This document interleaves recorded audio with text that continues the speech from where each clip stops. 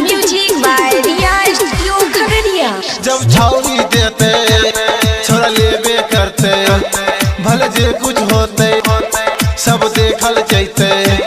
जब छाउरी देते छोरा लेबे करते, भले जे कुछ होते सब देखल जैते रे। मकई में ओढ़नी बिछैते छौरी के छौरा माई माई करैते। मकई में ओढ़नी बिछैते छौरी के छौरा माई माई करैते। जब छौरी देते छोरा लेबे करते, भले जे कुछ होते रे सब देखल जैते रे। मकई में ओढ़नी बिछैते छौरी के छौरा माई माई करैते। मकई में ओढ़नी बिछैते छौरी के छौरा माई माई करैते। छौरी के छौरा छौरा छौरा छौरी के छौरा माई माई करैते। शिव नारायण शिव नारायण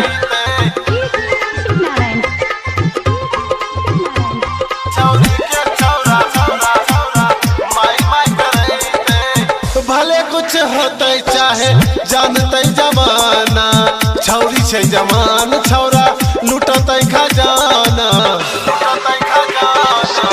भले कुछ होते चाहे जानते जमाना, छौरी छै जमान छौरा लुटते खजाना।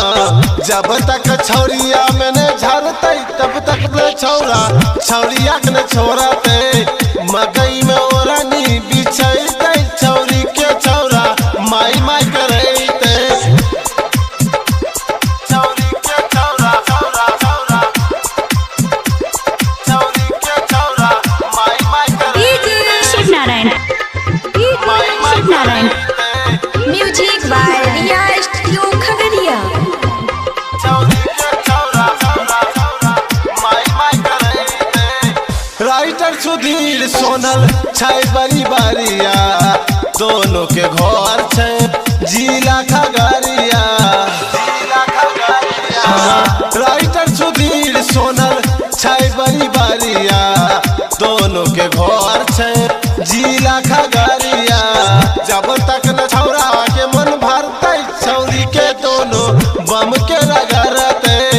मकई में ओढ़नी बिछैते छौरी के छौरा माई माई करैते। जब छौरी देते छोरा लेबे करते, भले जे कुछ होते सब देखल जैते रे। मकई में ओढ़नी बिछैते छौरी के छौरा माई माई